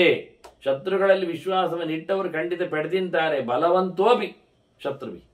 ಶತ್ರುಗಳಿಂದ ಘಾಸಿಗೆ ಒಳಗಾಗುವುದರಿಂದ ಎಷ್ಟು ನಾವು ಬಲಿಷ್ಠರಾದರೂ ತಪ್ಪಿಸ್ಲಿಕ್ಕೆ ಆಗುವುದಿಲ್ಲ ವಿಶ್ವಾಸ ಮಾಡಲಿಕ್ಕೆ ಹೋಗಿ. ಆದ್ದರಿಂದ ವಿಶ್ವಾಸದ ಮೇಲೆ, ಇದರ ಮೇಲೆ ಇನ್ನು ಮುಂದೆ ದೊಡ್ಡ ಚಿಂತನೆ, ಪ್ರಶ್ನೋತ್ತರ, ಮತ್ತೊಂದು ಕತೆಗೆ ಇದು ನಾಂದಿ ಆಗ್ತದೆ ಈ ಗೆರೆಗಳು. ಆದರೆ ಇಲ್ಲಿ ಒತ್ತು ಕೊಟ್ಟು ಹೇಳಿದ ಅದಕ್ಕೋಸ್ಕರ ವಿಶ್ವಾಸ ಇಟ್ಟದ್ದಕ್ಕೇನೆ ಶತ್ರುಗಳಿಂದ ಪೆಟ್ಟದಿಂದ ಬಲಿಷ್ಠರು ಇದ್ದಾರೆ ಅಂತ ಹೇಳಿ, ದುರ್ಬಲರು ಸಹ ವಿಶ್ವಾಸವನ್ನು ಬಿಟ್ಟದ್ದರಿಂದ ಬಚಾವಾಗಿಕೊಂಡಿದ್ದಾರೆ ಶತ್ರುಗಳಿಂದ. ಆದ್ರಿಂದ ನೀವು ಶತ್ರುಗಳ ವಿಷಯದಲ್ಲಿ ಬಹಳಷ್ಟು ಜಾಗರೂಕರಾಗಿ ಇರಬೇಕು. ಅಷ್ಟೇ ಅಲ್ಲ, ಅವಿಶ್ವಾಸದಲ್ಲೇ ಬರಬೇಕು. ಇದು ಮುಖ್ಯ ಅಂದ. ಅದರಿಂದ ರಕ್ಷತ್ವಾಪಿ ಚಾತ್ಮಾನಂ ಚಂಡಾಲಾತ್ ಜಾತಿ ಗಿಲ್ಬಿಷಾತ್ ಇವ ಹೇಳ್ತಾನೆ. ತ್ವದ್ವಿದೇಭ್ಯ ಮಯಾಹಿ ಆತ್ಮಾರಕ್ಷ್ಯ ಮಾರ್ಜಾರ ಸರ್ವದ. ನಿನ್ನಂಥವರಿಂದ ಬಲಿಷ್ಠರು ನೀವು, ನಾನು ಸಹ ರಕ್ಷಣೆ ಒಳಗಾಗಬೇಕೆನ್ನುವುದು ನಿತ್ಯ ಸತ್ಯ. ಆಯ್ತಾ? ಶುಕ್ರ ನೀತಿಯ ಪ್ರಕಾರ ನೋಡಿಕೊಂಡ್ರೆ. ಹಾಗಾಗಿ ಶತ್ರುಗಳ ಜೊತೆಯಲ್ಲಿ ದುರ್ಬಲರಾದವರು ವಿಶ್ವಾಸ ಇಲ್ಲದಿದ್ದರೆ ಬದುಕ್ತಾರೆ. ಶತ್ರುಗಳ ಜೊತೆಯಲ್ಲಿ ಬಲಿಷ್ಠರಾದರೂ ವಿಶ್ವಾಸ ಪಟ್ಟರೆ ಸಾಯ್ತಾರೆ. ಈ ಗೆರೆಯಿಂದಾಗಿ ನಾನೇನಾಗ್ತೇನೆ, ಈಗ ನಾನು ದುರ್ಬಲನಿದ್ದೇನೆ, ನೀನು ಬಲಿಷ್ಠನಿದ್ದಿ, ನಿನ್ನ ಮನೆ ನನಗೆ ವಿಶ್ವಾಸದ ಕತೆ ಇಲ್ಲಾಗಿ ಬಿಟ್ರೆ ನಾನು ಬದುಕಿ ಹಿಡಿಯುವುದು ಚಾನ್ಸ್ ಜಾಸ್ತಿ. ಹಾಗಾಗಿ ನಾನು ನನ್ನನ್ನು ರಕ್ಷಣೆ ಮಾಡುತ್ತೇನೆ, ನೀನು ಸಹ ರಕ್ಷಣೆ ಮಾಡಿಕೋ ಅವನಿಂದ. ನೋಡು, ನಿನಗೆ ಬೆಲೆಯಲ್ಲಿ ಇವತ್ತು ಕತೆ ಬಿದ್ದದ್ದು, ಇನ್ನು ಸಿಕ್ಕಿಬಿಡ್ಲಿಕ್ಕೆಲ್ಲ ಹೋಗಬೇಡ, ಎಚ್ಚರ ಆಗಿರು ನೀನು. ಈಗ ಮತ್ತೆ ಅವನಿದ್ದಾನೆ ಹೇಳಿಕೊಂಡು ಅವನ ಬೇಟೆಗಾರನ ನೆನಪು ಮಾಡಿಸಿದದಕ್ಕೆ ಹೌದು ಅಂತ ಬೆಕ್ಕು ಹೇಳಿ ಮಾತುಕತೆ ನಿಲ್ಲಿಸಿ ತಾನು ತನ್ನ ರಕ್ಷಣೆ ಮಾಡಿಕೊಳ್ಳಲಿಕ್ಕೆ ಬೆಕ್ಕು ಓಡಿತು. ಬೆಕ್ಕು ಓಡಿದ ನಂತರ ಇಲ್ಲಿ ಸಹ ಹೋಯಿತು. ಇಲ್ಲಿ ಏನು, ಎಲ್ಲಿ ಹೋಯಿತು? ಇಲ್ಲಿ ಬೇರೆ ಬಿಲೆ ಮಾಡಿತು. ಎಷ್ಟು ಅದು ವಿಶ್ವಾಸದ ಪಾಠದ ಮೇಲೆ ಹೇಳತಾ ಕೇಳತಾ ಚಿಂತನೆ ಮಾಡುತ್ತಾ ಈ ಬೆಕ್ಕಿನ ಮೇಲೆ ಎಷ್ಟು ಅವಿಶ್ವಾಸವನ್ನು ಗಟ್ಟಿ ಮಾಡಿಕೊಂಡಿದ್ದು ಅಂದ್ರೆ, ಈ ಮರದಲ್ಲ ಅಡಿಯಲ್ಲಿ ಇರುವುದೇ ಬೇಕಾಗಿಲ್ಲ ಇದ್ದರೆ ಮತ್ತೆ ಪುನಃ ಅದು ತನ್ನ ಬುದ್ಧಿಮಂತಿಕೆಯನ್ನು ತನಗೆ ಪ್ರದರ್ಶನ ಮಾಡಿತು. ನಾನಿಷ್ಟು ಬುದ್ಧಿಮಂತಿಕೆಯಿಂದ ಅದನ್ನು ತಪ್ಪಿಸಿಕೊಂಡದ್ದರಿಂದ ಅದು ಖಂಡಿತವಾಗಿ ನನ್ನ ಮೇಲೆ ಮತ್ತಷ್ಟು ಬುದ್ಧಿಮಂತಿಕೆ ಪ್ರದರ್ಶನ ಮಾಡೀತು ಎನ್ನುವ ಎಚ್ಚರದಿಂದ ಬಿಲವನ್ನೇ ಪ್ರತ್ಯೇಕ ಮಾಡಿತು, ಬೇರೆಡೆ ಹೋಯಿತು ಅಂತ ಹೇಳಿ ಇಲಿಯ ಕಥೆಯನ್ನು ಹೇಳಿಬಿಡ್ತಾರೆ ಭೀಷ್ಮರು. ಹೇಳಿ ಧರ್ಮರಾಜನಿಗೆ ಹೇಳುತ್ತಾರೆ. ಧರ್ಮರಾಜನಿಗೆ ಸಂಶಯ ಭಾರಿ ಬಂದದ್ದು, ಶತ್ರುಗಳ ಜೊತೆಯಲ್ಲಿ ತನ್ನ ವರ್ತನೆ ಹೇಗಿರಬೇಕು ಅಂತ. ಬಲಿಷ್ಠರಾದ ಶತ್ರುಗಳ ಜೊತೆಯಲ್ಲಿ ನಾವು ಹೇಗಿರಬೇಕು, ಸಂಧಿ ಮಾಡುವ ಕಥೆ ಹೇಗೆ ಅಂತ ಅದಕ್ಕೊಂದು ದೊಡ್ಡ ಚಿಂತನೆಯನ್ನು ಕೊಟ್ಟರು. ಭೀಷ್ಮರು ಹೇಳ್ತಾರೆ, ನಿನಗೆ ದೊಡ್ಡ ಕಥೆ ಹೇಳಿದ್ನಲ್ಲ ಹೇಳ್ತಾರೆ. ಹೌದು, ವಿಸ್ತಾರವಾಗಿ ಒಂದು ನೀತಿಗೆ ಒಂದು ಕಥೆಯನ್ನು ಹೇಳಿಬಿಟ್ರು ಅವರು. ಈಗ ಹೇಳ್ತಾರೆ ಅವರು, ಏವಂ ಪ್ರಜ್ಞಾವತ ಬುದ್ಧಿಯ ದುರ್ಬಲೇನ ಮಹಾಬಲಾಹ ಏಕೇನ ಬಹವಃ ಅಮಿತ್ರಾಹ ಫಲಿತೇನ ಅಭಿಸಂಧಿತ. ನೋಡು, ಗೊತ್ತಾಯ್ತಾ ಕಥೆಯಲ್ಲಿ ವಿಷಯ? ಒಂದು ಇಲಿ ಅದಕ್ಕೆ ಫಲಿತ ಅಂತ ಹೆಸರಿತ್ತಲ್ಲ, ಲೋಮಶ ಅಂತ ಮಾರ್ಜಾರನಿಗೆ ಹೆಸರಿತ್ತು. ನೋಡು, ಒಂದು ಇಲಿ ಎಷ್ಟು ಜೋರು ಬುದ್ಧಿವಂತಿಕೆಯಿಂದ ಹೀಗೆ ತಾನು ದುರ್ಬಲನಾಗಿದ್ದರೂ ಬಲಿಷ್ಠರಾಗಿರತಕ್ಕ 3 ಮಂದಿಯನ್ನು ದೂರ ಮಾಡಿಕೊಂಡಿತ್ತಲ್ವ. ಹೇಗೆ ಉಂಟು? ಒಬ್ಬನ ಜೊತೆಯಲ್ಲಿ ಸೇರಿಕೊಂಡು ಮತ್ತಿಬ್ಬರನ್ನು ದೂಡಿಕೊಂಡು ಅವನನ್ನು ಸಹ ದೂರ ಮಾಡಿಕೊಂಡು ತನ್ನ ಬದುಕನ್ನು ಗಟ್ಟಿ ಮಾಡಿಕೊಂಡಿತ್ತು. ಆದ್ದರಿಂದ ಅರಿಣಾಪಿ ಸಮರ್ಥೇನ ಸಂಧಿಂ ಕುರ್ವೀತ ಪಂಡಿತ. ಶತ್ರುವಿನ ಜೊತೆಯಲ್ಲಿಯೂ ಸಹ ಮಾಡಿಕೊಳ್ಳುವುದರಲ್ಲಿ ಏನು ತಪ್ಪಿಲ್ಲ. ಅದು ಮಾಡಲಿಲ್ವ? ಬೆಕ್ಕು ಮತ್ತೆ ಇಲ್ಲಿಯ ಕಥೆ ಹೇಗಿತ್ತು? ಒಂದಕ್ಕೊಂದು ಶತ್ರು, ನಿಜವಾಗಿ ಶತ್ರುಗಳಾದರೂ ಕಾರ್ಯ ಬಂದಾಗ ಸಂಧಿ ಮಾಡಿಕೊಂಡಿತು. ಕಾರ್ಯ ಆದ ನಂತರ ಖಡಕ್ಕಾಗಿ ತನ್ನ ಸಂಧಿಯನ್ನು ಮುರಿಯಿತು. ಇಲ್ಲ ಅನ್ನುವುದನ್ನು ಹೇಳಿತು. ಅದರಿಂದ ಬುದ್ಧಿಯುಳ್ಳವ ಬಹಳ ಚೆನ್ನಾಗಿ ಬುದ್ಧಿವಂತಿಕೆಯಿಂದ ಸಮರ್ಥನಾದವರ ಜೊತೆಯಲ್ಲಿ ಸಂಧಿಯನ್ನು ಮಾಡಿಕೊಳ್ಳಲೇಬೇಕು. ಶತ್ರು ಸಮರ್ಥನಾದರೆ ಸಂಧಿ ಮಾಡಿಕೊಳ್ಳುವುದರಲ್ಲಿ ತಪ್ಪಿಲ್ಲ. ಇಲ್ಲಿ ಒಂದು ವಿಷಯ ನೆನಪಾಗಿ ಹೇಳುತ್ತೇನೆ. ಏನಂದ್ರೆ ಸಮುದ್ರ ಮಥನದ ಕಥೆ, ಅಮೃತ ಬರಲಿಕ್ಕೆ. ಇದರಿಂದ ದೈತ್ಯರನ್ನು ಸಹ ಸೇರಿಸಿಕೊಳ್ಳಿಲ್ವಾ ಮಥನಕ್ಕೆ ಬನ್ನಿ ಅಂತ. ಅಲ್ಲಿ ಸಹ ಇದೇ ಶಬ್ದವನ್ನು ಹೇಳ, ಅರಿಣಾಭಿಸು ಸಂಧೇಯ ಅಂತ ಹೇಳ್ತಾರೆ. ಶತ್ರುಗಳಾದರೂ ಕೆಲಸ ಆಗಬೇಕಾದ್ರೆ ಅವರಲ್ಲಿ ನಾವು ಸೇರಬೇಕು ಅಂತ ಬನ್ನಿ ಅಂತೇಳಿ ಹೇಳಿಕೊಂಡು ಕಡೆದು ಹಾಕಿ ಕೊನೆಗೆ ಅಮೃತ ಸಿಕ್ಕಿದ್ದವರಿಗೆ ಇಲ್ಲ. ಹಾಗೆ ಬೇಕಾದಾಗ ಶತ್ರುಗಳ ಜೊತೆಯಲ್ಲಿ ಸಂಧಿ ಮಾಡಿಕೊಂಡಿದ್ದಾರೆ, ದೇವತೆಗಳು ಮಾಡಿದ್ದಾರೆ ಹೇಳಿಕೊಳ್ಳುವ ಕಥೆಯನ್ನು ಉಲ್ಲೇಖ ಮಾಡುವ ನೆಲೆಯಲ್ಲಿ ನಾನು ಅದನ್ನು ಮತ್ತೊಮ್ಮೆ ಇಲ್ಲಿ ಭೀಷ್ಮರು ಧರ್ಮರಾಜನಿಗೆ ಹೇಳುತ್ತಾ ಇದ್ದಾರೆ, ಮಾಡು ಮಾರಾಯ ಅಂತ. ಆದರೆ ಒಂದು ಒಳ್ಳೆ ಬುದ್ಧಿವಂತಿಕೆ ಇರಬೇಕು. ತತ್ತ ಪ್ರಾಜ್ಞ ಅಭಿಸಂದತ್ತೆ ಸಮ್ಯಕ್ ಬುದ್ಧಿಬಲಾಶ್ರಯ. ತಿಳಿದವನು ಒಳ್ಳೆ ತಲೆ ಖರ್ಚು ಮಾಡಿಕೊಂಡು ಸಂಧಿಯನ್ನು ಮಾಡುತ್ತಾನೆ ಎನ್ನುವುದು ಸತ್ಯ. ಆದರೆ ತಲೆ ಖರ್ಚು ಮಾಡಿಕೊಳ್ಳುವಲ್ಲಿ ಎಲ್ಲಿಯಾದರೂ ಒಂದು ಚೂರು ತಬ್ಬಿಬ್ಬಾದರೆ, ಜಾರಿಕೊಂಡರೆ, ಜಾಗ್ರತೆ ಕಮ್ಮಿ ಆದರೆ, ಹೆಚ್ಚು ಕಡಿಮೆ ಆದರೆ ಏನಾಗ್ತದೆ ಗೊತ್ತುಂಟ? ಅಭಿಸಂಧೀಯತೆ ಪ್ರಾಜ್ಞ ಪ್ರಮಾದಾದಪಿವ ಬುಧೈಹಿ. ಅವನಿಂದ ಇವ ಮೋಸಕ್ಕೆ ಹೋಗ್ತಾನೆ. ಅವನು ಬುದ್ಧಿವಂತ ಅಲ್ವಾ, ಇವನ ನಂತರದ ಬುದ್ಧಿಯನ್ನು ಉಪಯೋಗಿಸಿಕೊಳ್ಳುತ್ತಾನೆ. ಅದನ್ನ ಭಾರಿ ಎಚ್ಚರ. ಇದು ಚೆಸ್ ಆಡುವ ಕಥೆ ಇದ್ದಾಗೆ ತುಂಬ ಎಚ್ಚರದಲ್ಲಿ ಒಂದೊಂದು ಸ್ಟೆಪ್ಪು ಸಹ ನಾವು ಪಡೆಯತಕ್ಕಂಥ ಯೋಚನೆಗಳ ಆ ಹೆಜ್ಜೆ ಮುಂದಿನ ಎಷ್ಟೋ 100 ಹೆಜ್ಜೆಗಳಿಗೆ ಅದು ಕಾರಣ ಆಗಿರ್ತದೆ, ಅದು ನಿರ್ಣಾಯಕ ಆಗಿರ್ತದೆ. ನಾನು ಅಲ್ಲಿ ತೆಗೆದದ್ದೇ ತಪ್ಪಾಯಿತು, ಇಲ್ಲಿಷ್ಟು ಮುಂದೋಯ್ತು ಅಂತ ಯೋಚನೆ ಮಾಡುತ್ತೆ, ಮತ್ತೆ ತರಲಿಕ್ಕೆ ಆಗೋದಿಲ್ಲ. ಹಾಗಾಗಿ ಎಷ್ಟು ಜಾಗರೂಕನಾಗಿರಬೇಕು ಅಂದರೆ ಎದುರಾಳಿಯು ಅಷ್ಟೇ ಜಾಗರೂಕನಾಗಿರ್ತಾನೆ. ಆದರೆ ನೀನು ಒಂದೊಮ್ಮೆ ಜಾಗ್ರತೆ ತಪ್ಪಿದರೆ ನಿನಗಿಂತ ಹೆಚ್ಚಿನ ಬುದ್ಧಿವಂತ ನಿನ್ನನ್ನು ಕಬಳಿಸ್ತಾನೆ. ಅದನ್ನು ಬಹಳ ಚೆನ್ನಾಗಿ ಯೋಚನೆ ಮಾಡಿಕೊಂಡು ಸಂಧಾನವನ್ನು ಮಾಡಿಕೊಳ್ಳಿಕ್ಕೆ, ವಿಷಯವನ್ನು ನಡೆಸಿಕೊಳ್ಳಿಕ್ಕೆ. ತಸ್ಮಾತ್ ಅಭೀತವದ್ ಭೀತಃ ವಿಶ್ವಸ್ತವದ್ ಅವಿಶ್ವಸೇತ್ ನಹಿ ಅಪ್ರಮತ್ತಃ ಚಲತಿ. ಚಲಿತೋ ವಾ ವಿನಶ್ಯತಿ ಅಥವಾ ಚಲಿತೋ ವಾ ನ ನಶ್ಯತಿ. ಪಾಠಾಂತರಗಳೆಲ್ಲ ಬಹಳಷ್ಟು ಅದ್ಭುತವಾದ ವಿಷಯವನ್ನು ಉಲ್ಲೇಖ ಮಾಡ್ತದೆ. ಇದರಲ್ಲಿ ಪಾಠಾಂತರ ಅಲ್ಲ ಅಂತಾದರೂ ಸತ್ಯವಾಕ್ಯಗಳಲ್ಲಿಯೂ ಒಂದೇ ಗೇರುಗಳಲ್ಲಿ ವಿಶೇಷ ಅರ್ಥಗಳಿರ್ತವೆ. ಅವನು ಹೇಳ್ತಾನೆ, ಭೀಷ್ಮ ಹೇಳ್ತಾನೆ, ತಸ್ಮಾತ್ ಅಭೀತವದ್ ಭೀತಃ. ಮೊದಲಿಗೆ ವಿಷಯ ಇದು. ಭೀತಃ ಅಭೀತವತ್, ಹೆದರಿದ್ದಾನೆವ, ಆದರೆ ಹೆದರಿಕೆ ಇಲ್ಲದಂತೆ ವರ್ತಿಸಬೇಕು. ಶತ್ರುವಿನ ಎದುರಲ್ಲಿ ಹೆದರಿಕೆ ಆಗಿದೆ, ಆದರೆ ನಿರ್ಭಯವಾದ ವ್ಯವಹಾರ ಮಾಡಬೇಕು. ಭೀತನಾದರೂ ಅಭೀತನ ಹಾಗೆ. ಮತ್ತೆ ವಿಶ್ವಾಸವನ್ನು ಇಡಬೇಕು. ವಿಶ್ವಸ್ತವತ್ ಅವಿಶ್ವಾಸೇತ್. ವಿಶ್ವಾಸ ಇಟ್ಟವನಾಗಿ ಇರಬೇಕು, ವಿಶ್ವಾಸ ಇಡಬಾರದು. ಹೆದರಿಕೊಂಡಿದ್ದರೂ ಹೆದರದವಂತೆ ಇರಬೇಕು. ಹೆದರದಂತಿದ್ರೆ ಇವನು ಹೆದರಿಕೊಳ್ಳಿಲ್ಲ ಅಂತ ಅವರಿಗೆ ಕನ್ವಿನ್ಸ್ ಆಗ್ತದೆ. ಆದ್ದರಿಂದ ಅವರು ಸ್ವಲ್ಪ ಹೆದರಿಕೊಳ್ಳಿಕ್ಕೆ ನೋಡ್ತಾರೆ. ಇವನು ಎಂಥದ್ದು ನಮ್ಮಿಂದ ಹೆದರಿಕೆ ಇಲ್ಲ, ಏನೋ ಉಪಾಯ ಮಾಡಿದ್ದಾನೆ ಅಂತ. ಹಾಗಾಗಿ ವಿಶ್ವಾಸ ಇಟ್ಟಿದ್ದಾನೆ ಹೇಳಿಕೊಳ್ಳುವುದು ಅರ್ಥ ಆಗ್ತದೆ, ಆದರೆ ವಿಶ್ವಾಸ ಇಡಬೇಡ. ಆದರೆ ಒಂದು ಜಾಗ್ರತೆಯಲ್ಲಿ ಇರಬೇಕು, ಪ್ರಮಾದ ಆಗಬಾರ್ದು. ಬೈ ಚಾನ್ಸ್ ಆಗಾಯ್ತು ಅಂತ ಹೇಳಲಿಕ್ಕೆ ಹೋಗ್ಬಾರ್ದು, ಬೈ ಮಿಸ್ಟೇಕ್ ಅಂತ ಹೇಳಲಿಕ್ಕೆ ಹೋಗ್ಬಾರ್ದು. ನಹಿ ಅಪ್ರಮತ್ತಃ ಚಲತಿ. ಎಚ್ಚರದಿಂದ ಉಂಟಲ್ಲ ಎಂಥದ್ದಾಗುವುದಿಲ್ಲ, ಬಿದ್ದೋಗುವುದಿಲ್ಲ, ತಪ್ಪಿ ಹೋಗುವುದಿಲ್ಲ. ಎಚ್ಚರದಲ್ಲಿ ಉಂಟಲ್ಲ, ತಪ್ಪಿ ಹೋದರೂ ಸಾವಾಗುವುದಿಲ್ಲ, ಸಾವು ನೋವಾಗುವುದಿಲ್ಲ. ಅಪ್ರಮತ್ತಃ ಚಲತಿ ಚಲಿತೋವ ನ ನಶ್ಯತಿ. ಒಂದೊಮ್ಮೆ ಜಾಗ್ರತೆಯಲ್ಲಿದ್ದರೆ, ಅವನು ಪ್ರಮಾದ ಎಸಗದಿದ್ರೆ, ಹೆಚ್ಚು ಕಡಿಮೆ ಆಗದಿದ್ರೆ, ಸುಮಾರು ಅರ್ಥ ಉಂಟು ಮತ್ತ ಶಬ್ದಕ್ಕೆ ಅರ್ಥ. ಹುಚ್ಚಾಗದಿದ್ರೆ, ಹೆಚ್ಚಾಗದಿದ್ರೆ, ಕುಡಿದು ಹಾಕದಿದ್ರೆ, ವ್ಯಸನಕ್ಕೆ ಬಲಿಯಾಗದಿದ್ರೆ, ಪ್ರಲೋಭನೆಗೆ ಬೀಳದಿದ್ರೆ, ಇಂಥದ್ದೆಲ್ಲ ಎಚ್ಚರವನ್ನು ಮಾಡಿಕೊಂಡಿದ್ದರೆ ಅವನು ಜಾರುವುದೇ ಇಲ್ಲ. ಜಾರಿದರೂ ಸಾಯುವುದಿಲ್ಲ, ಕಷ್ಟಗಳಿಗೆ ಬದ್ಧನಾಗುವುದಿಲ್ಲ. ಹೀಗೊಂದು ಅರ್ಥ. ಇನ್ನೊಂದು ಅಪ್ರಮತ್ತ ಚಲತಿ ಎನ್ನುವುದು ಸತ್ಯ. ಜಾಗ್ರತೆಯಲ್ಲಿದ್ದವ ಬೀಳುವುದಿಲ್ಲ ಅಂತ.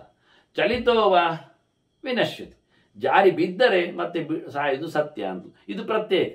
ಇಲ್ಲಿ ಅಜಾಗ್ರತೆಯಿಂದ ಇದ್ದವನದ್ದು ಅಜಾಗ್ರತೆಯಲ್ಲಿ ತಪ್ಪಿದರೆ, ಅಜಾಗ್ರತೆ ಮಾಡಿಕೊಂಡ್ರೆ ಬೀಳುವುದು ಸತ್ಯ, ಬಿದ್ದರೆ ಸಾಯುವುದು ಸತ್ಯ ಅಂತ.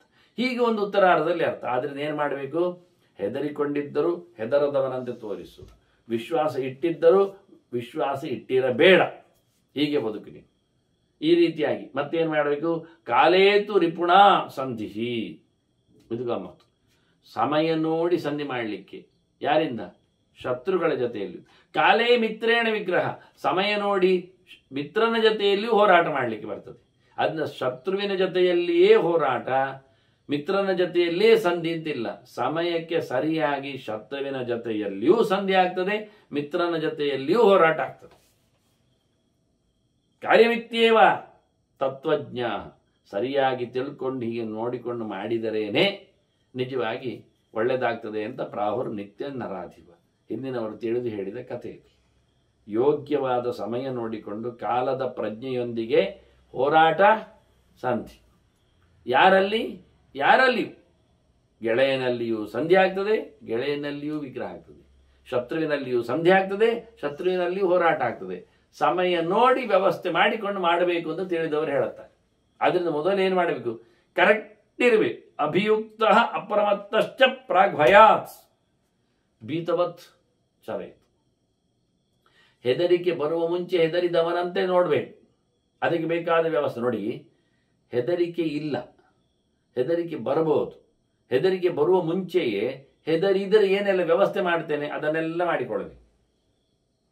ನನಗೆ ಎಂತ ಹೆದರಿಕೆ ಆಗುವುದಿಲ್ಲ ಅಂತ ಹೇಳಿಕೊಂಡು ನಾನೀಗ ಹೇಳಿದೆ, ಹೆದರಿದರೂ ಹೆದರದಂತೆ ಇರಬೇಕು ಅಂತ. ಹೆದರದಂತೆ ಇರಬೇಕು ಅಂತ ಕೂತ್ರೆ ಪೆಡದಿನುವುದಿಲ್ವಾ? ಹೆದರಿದಂತೆ ವ್ಯವಸ್ಥೆ ಮಾಡಿಕೊಳ್ಬೇಕು ಮೊದಲು. ಹೆದರಿಕೆ ಇಲ್ಲ ಆದರೂ ಹೆದರಿದಂತೆ ವ್ಯವಸ್ಥೆ ಮಾಡಿಕೊಳ್ಳು. ಅದಕ್ಕೆ ಬೇಕಾದ ವ್ಯವಸ್ಥೆ, ಅಭಿಯುಕ್ತ, ಎಚ್ಚರ, ಅಪ್ರಮತ್ತ, ತಪ್ಪಿಲ್ಲದೆ ಎಲ್ಲರಲ್ಲಿ ಸೇರಿಕೊಳ್ಳುವುದು ಎಲ್ಲ ಮಾಡಿಕೊಳ್ಳಬೇಕು. ಅದಕ್ಕೆ ಬೇಕಾದ ಉಪಾಯವನ್ನೆಲ್ಲ ಸುತ್ತಮುತ್ತಲು ಅರಿತುಕೊಳ್ಳಬೇಕು. ಒಂದೊಮ್ಮೆ ಜಾಗ್ರತೆ ತಪ್ಪಿದರೆ ಏನೆಲ್ಲ ಮಾಡಲಿಕ್ಕೆ ಬರ್ತದೆ ಅಂಥದ್ದೆಲ್ಲ ವ್ಯವಸ್ಥೆಗಳನ್ನು ಮಾಡಿಕೊಳ್ಬೇಕು. ತಪ್ಪುವುದಲ್ಲ, ಜಾಗರೂಕನಾಗಿರ್ಬೇಕು. ಒಂದೊಮ್ಮೆ ಎಲ್ಲಿಯಾದರೂ ಪ್ರಮಾದ ವಶಾತ್ ಏನೋ ಕೈ ತಪ್ಪಿ ಹೆಚ್ಚು ಕಡಿಮೆಯಾಗಿ ಆಯಿತು ಅಂದರೆ ಏನೆಲ್ಲ ಬೇಕು ಅದನ್ನೆಲ್ಲ ಮಾಡಿಕೊಳ್ಬೇಕು. ಭಯಾದುತ್ಪತ್ತಿದೆ ಬುದ್ಧಿ ಅಪ್ರಮತ್ತಾಭಿಯೋಗಜ ಇವ ಹೇಳ್ತಾನೆ. ಹೆದರಿದರೆ ಮಾತ್ರವೇ ಗಟ್ಟಿಯಾದ ಬುದ್ಧಿ ಬರ್ತದೆ, ಎಂತ ಮಾಡುದು ಗೊತ್ತಾಗ್ತದೆ. ಸ್ಪರ್ಧೆ ಇದ್ದರೇನೆ ಮುಂದೋಗ್ತಾನೆ, ಇಲ್ಲಾದ್ರೆ ಬಿದ್ದುಕೊಳ್ತಾನೆ. ಹಸಿವೆ ಆದರೇನೆ ಊಟಕ್ಕೆ ವ್ಯವಸ್ಥೆ ಮಾಡಿಕೊಳ್ತಾನೆ, ಪ್ರಯತ್ನಿಸ್ತಾನೆ, ಇಲ್ಲಾದ್ರೆ ಇಲ್ಲ. ಆದ್ರಿಂದ ಒಳ್ಳೆ ಖಡಕ್ಕಾಗಿ ಹೋರಾಟಗಾರ ಇದ್ರೆ ಇವನು ಬಹಳ ಚೆನ್ನಾಗಿ ಪಟ್ಟುಗಳನ್ನೆಲ್ಲ ಅಭ್ಯಾಸ ಮಾಡಿರ್ತಾನೆ. ಇಲ್ಲ ಆದ್ರೆ ಸುಮ್ಮನೆ ಅದ್ರೇನ್ ಮಾಡ್ತಾನೆ, ಅದರಿಂದ ಹೆದರಿಕೆ ಇಲ್ಲದಿದ್ರು ಏನ್ ಬೇಕಾದ್ರೆ ವ್ಯವಸ್ಥೆ ಮಾಡಿಕೊಳ್ಳಿಕ್ಕೆ ಆಗ್ತದೆ. ಎಲ್ಲದಕ್ಕೂ ಹೆದರಿಕೊಂಡಾಗ ಬುದ್ಧಿ ಓಡ್ತದೆ, ಚುರುಕಾಗ್ತದೆ, ಏನ್ ಮಾಡ್ಬೇಕು ಗೊತ್ತಾಗ್ತದೆ, ಅದು ಮಾಡ್ಲಿಕ್ಕೆ ಆಗ್ತದೆ. ಅದರಿಂದ ಭಯಾದ ಉತ್ಪತ್ತಿದೆ ಬುದ್ಧಿ ಅಪ್ರಮತ್ತ ಅಭಿಯೋಗಜ. ಎಚ್ಚರದಲ್ಲಿ ಮಾಡಬೇಕಾದ ಉಪಾಯದಿಂದ ಬಂದಿರತಕ್ಕ ಬುದ್ಧಿ ಬರಬೇಕಾದ್ರೆ ಮೊದಲು ಪೋಡಿಗೆ ಬಾಗಬೇಕು, ಹೆದರಿಕೊಳ್ಳಿಕ್ಕೆ ನೋಡ್ಬೇಕು. ಹೆದರಿಕೆ ಉಂಟು ಅಂತ ಅರ್ಥ ಮಾಡಿಕೊಳ್ಬೇಕು. ಹೆದರಿಕೆ ಆಗ್ತದೆ, ಶತ್ರುಗಳಿಂದ ತನಗೆ ಭಯ ಇದೆ ಅಂತ ಯೋಚನೆ ಮಾಡಿಕೊಂಡ್ರೆ ಅದಕ್ಕೆ ಬೇಕಾದ ಅರೇಂಜ್ಮೆಂಟ್ ಮಾಡ್ತಾನೆ. ಶತ್ರುಗಳೇ ಬರ್ಲಿಕ್ಕಿಲ್ಲ ಅಂತ ಹೇಳಿ ಆರಾಮವಾಗಿ ಬಂದರೂ ತೊಂದರೆ ಇಲ್ಲ ಹೇಳಿಕೊಂಡ್ರೆ ಅವನು ಗಡಿ ರಕ್ಷಣೆ ಮಾಡುವುದಿಲ್ಲ, ಪಡೆಗಳನ್ನು ನಿಯೋಜಿಸುವುದಿಲ್ಲ, ಅವರಿಗೆ ಬೇಕಾಗಿರತಕ್ಕಂಥ ಸಂಬಳ ವ್ಯವಸ್ಥೆಯೋ ಇರುವ ವ್ಯವಸ್ಥೆಯೋ ಅವರಿಗೆ ಬೇಕಾಗಿರತಕ್ಕ ದ್ರವ್ಯ ಪೂರಣೆಯೋ ಮಾಡುವುದಿಲ್ಲ. ಇದರಿಂದ ಸೋಲ್ತಾನೆ. ಅದರಿಂದ ಆಗಬಹುದು, ಚಾನ್ಸ್ ಇದೆ ಹೇಳಿಕೊಂಡು ನಾವಿವತ್ತು ನೋಡಿ ಸುತ್ತಮುತ್ತಲು ಗಡಿಯವರು ಮುತ್ತಿಗೆ ಹಾಕಿಯಾರು ಹೇಳಿಕೊಂಡು ಅವರಿಗೆ ಬೇಕಾಗಿರತಕ್ಕಂಥ ಬೆಡಿ ಕೊಡುವುದಾಗಲಿ, ಶರೀರದ ರಕ್ಷಣೆಗೋಸ್ಕರ ಬೇಕಾದ ಜಾಕೆಟ್ ಕೊಡುವುದಾಗಲಿ, ಸುವ್ಯವಸ್ಥಿತವಾದ ಅವರ ಮನೆ ಮಂದಿಗೆ ಊಟದ ವ್ಯವಹಾರದ ದುಡ್ಡಿನ ವ್ಯವಸ್ಥೆಯನ್ನಾಗಲಿ ಮಾಡಿರುವುದು ಯಾಕೆ? ದೇಶದ ರಕ್ಷಣೆ. ನಮಗೇನಾಗುವುದಿಲ್ಲ ಅಲ್ಲ, ಆಗಬಹುದು ಎನ್ನುವ ಹೆದರಿಕೆ ಇರ್ತದೆ, ಮಾಡಿಕೊಳ್ಳಬೇಕು. ಹೆದರಬಾರದು. ಆದರೆ ಹೆದರಿಕೆ ಇದ್ರೆ ಹೇಗೆ ವ್ಯವಸ್ಥೆ ಮಾಡಬಹುದು? ಅದನ್ನೆಲ್ಲ ಮಾಡಲಿಕ್ಕೆ. ನ ಭಯಂ ಜಾಯತೆ ರಾಜನ ಭೀತಸ್ಯ ಅನಾಗತಂ ಭಯಂ. ಹೀಗಿದ್ರೆ ಅವನಿಗೆ ಹೆದರಿಕೆ ಆಗುವುದಿಲ್ಲ. ಇನ್ನು ಬರತಕ್ಕಂತಹ ಹೆದರಿಕೆ, ರಾಜನ ಏನು ತೊಂದರೆಗಳು ಶತ್ರುಗಳದ್ದು, ಅದು ಅವನಿಗೆ ಅನಾಗತ, ಬಾರದೇ ಇರತಕ್ಕ ಭಯ ಅವನಿಗೆ ಆಗುವುದಿಲ್ಲ. ಯಾರಿಗೆ? ಹೆದರಿಕೊಂಡವನಿಗೆ. ಹೆದರಿಕೊಂಡು ಬೇಕಾದ ಜಾಗ್ರತೆ ವ್ಯವಸ್ಥೆ ಮಾಡಿಕೊಂಡವನಿಗೆ ನಿಜವಾಗಿಯೂ ಮುಂದೆ ಹೆದರಿಕೆ ಇಲ್ಲ. ಹೆದರಿಕೆ ಬಂದಾಗ ಹೆದರಿಕೆ ಆಗುವುದಿಲ್ಲ. ಬೇಕಾದ ಅರೇಂಜ್ಮೆಂಟ್ಗಳನ್ನು ಮೊದಲೇ ಮಾಡಿಕೊಂಡವನಿಗೆ ಬರುವಾಗ ಏನು ಉಪಟಳ ಆಗುವುದಿಲ್ಲ, ತೊಂದರೆ ಇಲ್ಲ. ಮತ್ತೆ ಯಾರಿಗಾಗ್ತದೆ ಕೇಳಿದ್ರೆ, ವಾಸ್ತವವಾಗಿ ಅಭೀತಸ್ಯ ಸ ವಿಶ್ರಂಭಾತ್ ಸುಮಃ ಜಾಯತವೆ. ಯಾರು ಹೆದರುವುದೇ ಇಲ್ಲ ಅಂತ ಮಾಡಿಕೊಂಡು ದಡ್ಡತನದ ಒಂದು ದೊಡ್ಡಸ್ತಿಕೆಯಿಂದ ನನ್ಗೆಂತ ಆಗ್ತದಯ್ಯ ಹೇಳಿಕೊಂಡವನು ಬೂಟಾಟಿಕೆಯಿಂದ ಬಿಗುಮಾನದಿಂದ ಒಂದೊಮ್ಮೆ ಕೂತು ಬಿಟ್ಟು ಹೆದರದೇ ಇದ್ರೆ ಖಂಡಿತವಾಗಿ ಅವನು ಅದಕ್ಕೋಸ್ಕರ ಮಾಡಿಕೊಳ್ಳದ ವ್ಯವಸ್ಥೆಯಿಂದಾಗಿ ಸೋತು ಹೋಗ್ತಾನೆ. ಅವನು ನಿಜವಾಗಿ ದೊಡ್ಡ ಭಯ ಬರ್ತದೆ. ನೋಡಿ, ಎಲ್ಲ ರಾಜರು ಸಹ ಅಗ್ನಿದುರ್ಗ ಆಗಲಿ ಜಲದುರ್ಗ ಆಗಲಿ ಇವನ್ನೆಲ್ಲ ಮಾಡಿಕೊಳ್ಳುವುದು ಯಾಕೆ? ಕೋಟೆ ಕೊತ್ತಲುಗಳನ್ನೆಲ್ಲ ಕಟ್ಟುವುದು ಯಾಕೆ? ಬರಬಹುದು. ಇವತ್ತು ಎಲ್ಲ ರಾಜರು ಅವನಂತೂ ಸಾಮಂತರ ಇಟ್ಟುಕೊಳ್ಳುವ. ಇವತ್ತಿರತಕ್ಕ 50 ವರ್ಷದ ರಾಜ್ಯ ಆಡಳಿತದಲ್ಲಿ ಎಲ್ಲರೂ ಅವನಿಗೆ ಕಪ್ಪಗಾಣಿ ಕೊಡ್ತಾರೆ. ತುಂಬಾ ಪ್ರೀತಿವಂತರು, ತನ್ನ ಸಂಬಂಧಿಗಳೇ ಹೆಂಡತಿ ಮಕ್ಕಳನ್ನು ಪಡೆದವರೇ ಇಟ್ಟುಕೊಳ್ಳುವ. ಆದರೂ ತಾನು ತನ್ನ ಕೋಟೆ ಕೊತ್ತಲ ರಕ್ಷಣೆ, ಮಂತ್ರಿ ಮಾಗದರ ಚಿಂತನೆ ಇವನ್ನೆಲ್ಲ ಪ್ರತಿನಿತ್ಯ ಮಾಡ್ತಾ ಇರಲೇಬೇಕು. ಎಂತಾಗ್ತದೆ ಯಾವಾಗ ಗೊತ್ತಿಲ್ಲ. ಆದ್ದರಿಂದ ಎಚ್ಚರ ತಪ್ಪಿದವನಿಗೆ ಪೆಟ್ಟು ಬೀಳುವುದು ಸಹಜ. ಯಾವ ಕಾಲದಲ್ಲಿಯೂ ಎಚ್ಚರ ತಪ್ಪಿದರೆ ಏನಾಗಬಹುದು ಅದನ್ನೆಲ್ಲ ವ್ಯವಸ್ಥೆ ಮಾಡಿಕೋ. ಆದ್ರೆ ಯಾವತ್ತೂ ಎಚ್ಚರ ತಪ್ಪಿರಬೇಡ. ಆದ್ರೆ ಯಾವತ್ತೂ ಸಹ ಹೆದರಿದವನ ಅಂತೆ ಮಾಡಬೇಡ. ಹೆದರಬೇಡ. ಹೆದರಿದರೆ ಏನೆಲ್ಲ ಆಗ್ತದೆ ಎನ್ನುವುದನ್ನೆಲ್ಲ ವ್ಯವಸ್ಥೆ ಮಾಡಿಕೋ ಅನ್ನುವ ಬಹಳ ಚಂದವಾದ ಮಾತನ್ನು ಉಲ್ಲೇಖ ಮಾಡಿದ್ರು. ನ ಭೀರು ರೀತೀಚ ಅತ್ಯಂತಂ ಮಂತ್ರೋದೇಯ ಕಥಂಚನ. ಮತ್ತೊಂದು ಮಾತು ಹೇಳ್ತಾನೆ, ನಂಗೆ ಅಂತ ಯಾರದ್ದು ಏನು ಆಗುವುದಿಲ್ಲ ಹೇಳಿಕೊಂಡು ರಹಸ್ಯಗಳನ್ನೆಲ್ಲ ಹೊರಗೆ ಬಿಡಬೇಡ.